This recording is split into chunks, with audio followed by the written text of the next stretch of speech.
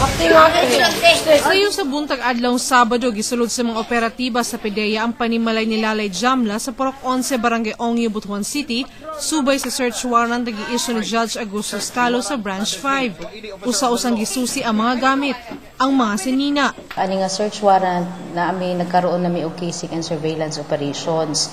In fact, target siya sa amo ang buy-bust operation the other month, pero unfortunately dagan ni siya o ang iyang mga kaumanan. So we resorted to search warrant para gyud nga masakpan siya, suboto bitaw nga kadlawon gyud namo og giadtong. Pinakaulahing giablihan ang kabinet.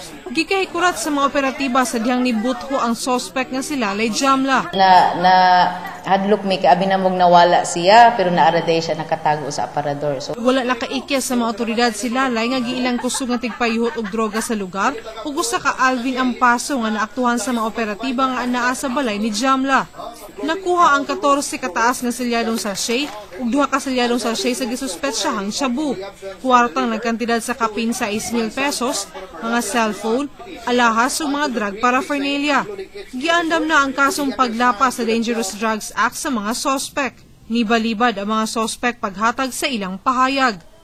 Charmaine Awitan, Patrol sa Caraga.